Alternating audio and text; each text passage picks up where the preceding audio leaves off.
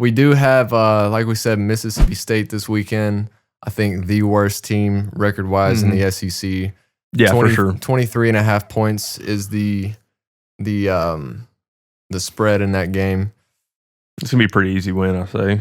I hope. I said that about Kentucky. You sound disappointed, man. We had a great game versus Kentucky, man. We did. We had things clicking, but same old happened. Drops, penalties, drive killers. And we still won by double digits. We did. I'll get into the Packers game later on because I saw a lot of that this weekend from both my teams where it's just like, can we please... Heartbreak after heartbreak. Can we please just, keep moving forward and not shoot ourselves in the foot? But yeah, that was a tough game to watch yesterday. But a couple games this week. I think do you think Tennessee covers 24 points, Jacob? That'd be damn close, I'd say. Yeah. I mean, is this a NC State? Are they better than NC State, you'd think? Mississippi State? I mean, I don't know. NC State was definitely frauds early on in the year. That win has not looked nearly as impressive week after week. We beat the hell out of them. I mean, they are an SEC school. We got to keep that in our. I say we cover, but barely. Yeah, I say we cover. We also have Alabama at LSU. That is probably going to be the game of the week, I'd say. Yeah, that's gonna be a good ass. Or game. Georgia and Ole Miss, maybe. That's Alabama favored 2.5 at LSU. Pretty even on the percentages for the spread. Mm-hmm. I'd probably take Alabama money line in that game. I don't know if I'd lay 2.5, but as I've said before, I don't believe in LSU. They are at home, which would give them that home field advantage. They jumped over Texas A&M. That's so funny. Yeah, Texas A&M got beat so bad by South Carolina, and they just lost to them the week before. So make sense. I don't know, but yeah. So LSU also got beat like convincingly by A&M. Yeah, it wasn't a fluke game. Yeah, for sure. But I'm taking Bama on that. I think Jalen Milroe will have a good game at LSU. After losing in Neyland Stadium, I feel like he wants, and at really Alabama, they want to go down and prove that they can win on the road pretty convincingly. And LSU, like we said, is a fraud. So I'm going to take Alabama covered by a field goal. Maybe 10 points, but... Yeah, I'd say Alabama wins that game. Like we also said, though, Ole Miss and Georgia. Ole Miss is hosting Georgia this week. I hope Ole Miss beats the hell out of Georgia, and they just might. It would be nice to see Georgia favored 2.5 at Ole Miss. 86% of the money, 84% of the bets are on Georgia. Over under in that game is 54.5. Mm-hmm. Georgia money line minus 137. Because hypothetically, if Georgia loses, they'd be 7-2, and Tennessee wins, we'd be 8-1. Yeah, and both Georgia's losses will come in SEC play. So then it would be us and Texas up there. If Texas takes care of their business, we'd both be 8-1, so we'd be at the top of the conference. That would be pretty cool. That would be cool. I just think as Tennessee fans that we're not going to get that lucky. What do you mean? I don't think Georgia has a problem with Ole Miss this week. Okay. I'll take Georgia minus 2.5. That's fair. We'll see. Hopefully Ole Miss's offense, hopefully Lane Kiffin has some stuff he's been hiding. Maybe he brought it all out against Arkansas last week. I mean, they scored 63 points on a team that we scored 14. So, yeah. We'll see. Hey, I'm looking forward to it, man. It's going to be a great weekend. I mean, also, Indiana, dude.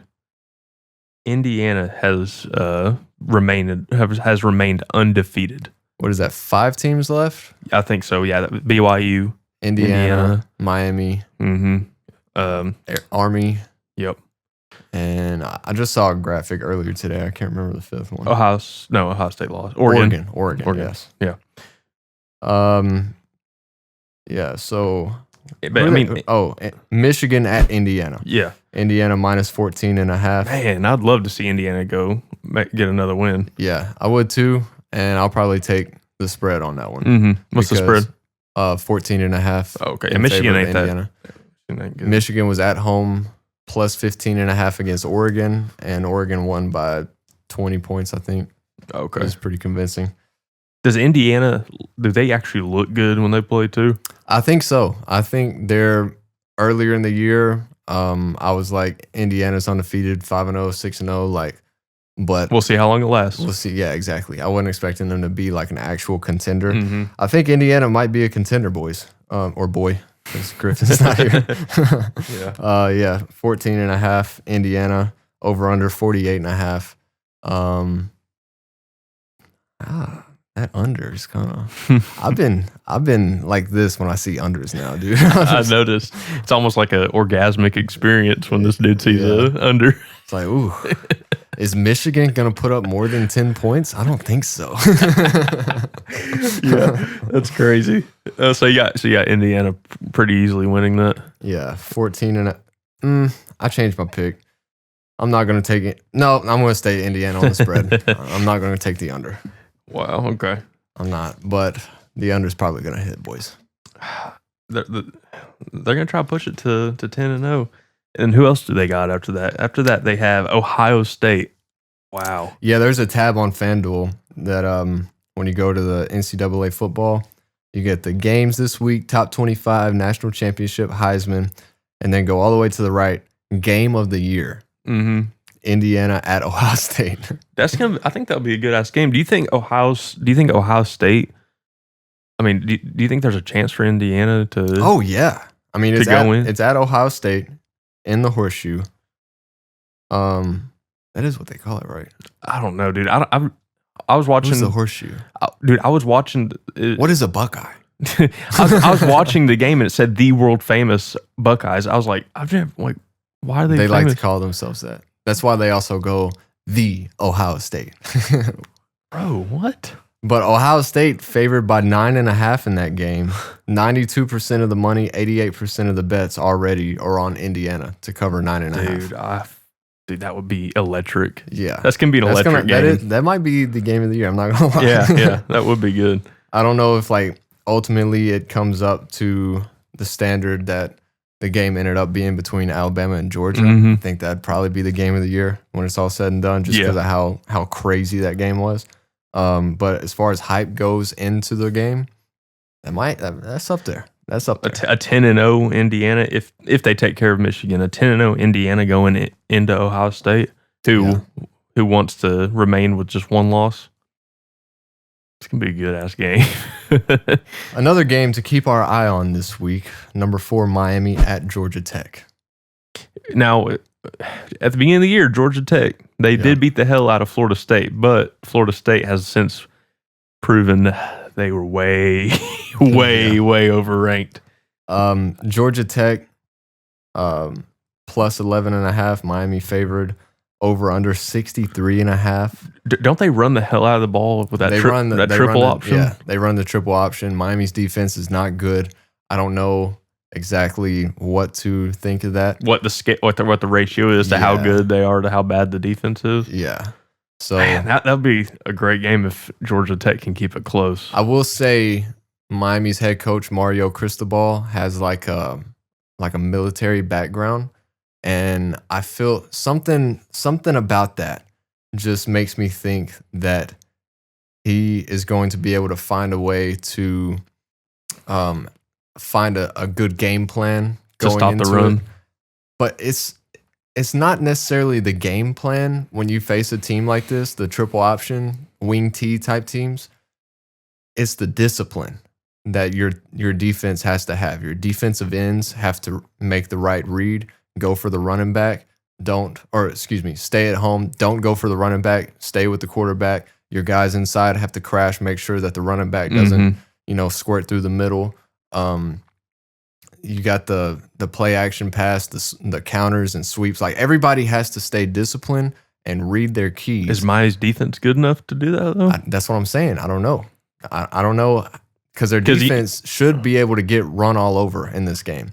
However, I just feel like that military background from their head coach, he's going to be all business this week. He's going to teach them what the keys are, punish them through practice if they don't read their keys throughout practice this week, and they might have something for that Georgia Tech offense. Now, but what if Georgia Tech runs it so good that they're going to have to bring more defensive presence up, and that's going to open up the lane, the passing lanes? I mean, it could. It definitely could. You might see a flea flicker in this game, or you know, like a little option. Yeah, you got to run. You got to run like some man-to-man outside. Mm-hmm. Just tell your cornerback, stay with whatever receiver is out there with them. If there is no receiver, have them come to the outside and set the edge pretty well. Stay at home is the main key. Read your keys. Stay at home against a team like this because they could, fake a handoff, have somebody coming on a counter, and then, that other side is wide open. There wasn't a receiver out there. So if the cornerback bites on the run, then it's going to be wide open on the other side. So, I mean, we'll see. I think I'm probably going to stick with Miami on this one with the spread, 11.5. If this was more like 20.5 like last week, I would not touch it. But 11.5 seems doable. Yeah. Miami's offense is too good. Georgia Tech's defense, I don't know anything about them. I'm going to be honest. Yeah, but I don't know. Most of the money is on Miami. Kind of worries me a little bit. But so, honestly, I would probably take Miami if I was going to do a money line bet. But man, I really hope Georgia Tech can give them a loss, get them out of the playoff picture. That shit's ridiculous. Amber, close your ears. Miami sucks. But y'all ain't been relevant since LeBron. So basically, I'm going to run down all the games, just give you my picks. So Texas, they're going to win. Miami will probably win. I'm going to call them to win. Ole Miss, I want them to win. Tennessee will beat Mississippi State. Got Bama beating LSU. Indiana beating Michigan. That's what I got so far. Okay. We've not talked about Vanderbilt or South Carolina. Vanderbilt is back in the rankings. Yeah, shout out Vandy. I love that. Shout out Vandy. Yeah, because we all thought it was ridiculous that they dropped out after giving it to Texas and being competitive with them. Texas, they barely scraped by on that game. Yeah. Took a few interceptions for Diego Pavia for them to win, but should never dropped out, but they're back. They're even higher, baby. 24. Yeah. It's a hell of a year to be a Vanderbilt fan. Yeah. What is their... Is that their hand sign? Whoa, be careful, dude. Yeah, my bad. I'm just kind of throwing shit up. I'm pretty sure that's it because it's like Vanderbilt Commodores, something like that. Is Diego Pavia? Is he an NFL talent, or is he just a winner like Tim Tebow? He might. I think I would compare him more to like a Johnny Manziel type. Electric, strong, can run when he needs to, can make throws, clutch. Yes, he's a winner. When I saw him drop back versus Alabama on that 4th and 1, yeah, my jaw dropped because I wasn't expecting the receiver to get that pass. I thought it was overthrown. Yeah, it kind of was. Yeah, but the receiver had the presence of mind to reach out. Yeah, I think this is his last year in college. I think he's a 5th-year senior. Get injured. Get redshirted. It's too late at this point. But Cam Rising. Yeah. No, I think I don't know how he'd do in the NFL. I don't think he'd be much. Yeah. If I'm being honest. But who knows? Is he shorter? Before. I think he's about 6 foot. Oh, okay. It's hard to tell in the field. They always have a high vantage point with the camera, but I would love if Vanderbilt beat South Carolina. That would really throw a wrench in things too, because they beat South Carolina. South Carolina beat Texas A&M.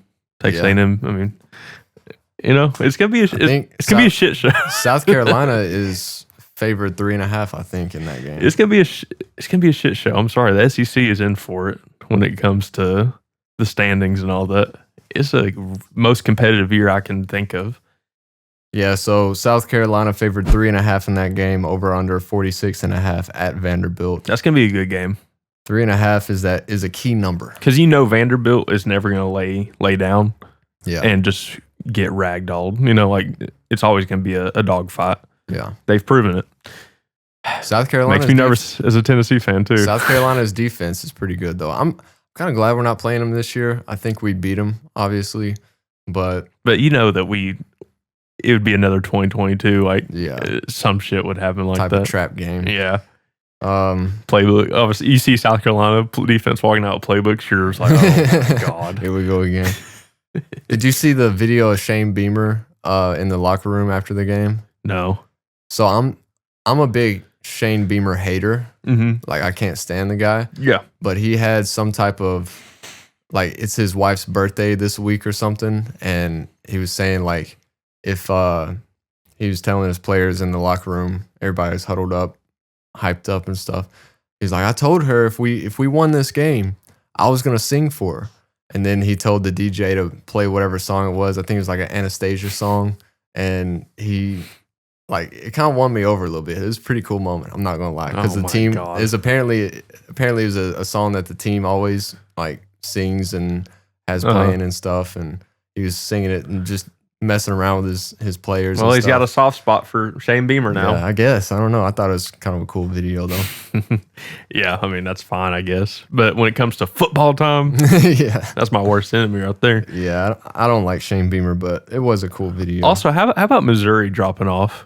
They're out of the rankings completely. You were right. They're the biggest fraud. I told you. They were number 7. They were in the top 10 for like almost half the season. We'd love to see that. Wow. And they struggled against Vanderbilt. Still beat them. Struggled against Boston College. Did they lose to Auburn? No, they came back. Mm-hmm. Yeah, they were down 17-3. That's the quarterback hospital game. Yeah. He came back. That's a dog. But yeah. Yeah, I don't know. I don't like Eli Drinkowitz. No, dude. Didn't Missouri. He say something ridiculous? Yeah, he's like, we stand on business over here, Josh. Like, come on, bro. Yeah, I bet you do. How's the rankings outside the 25 looking?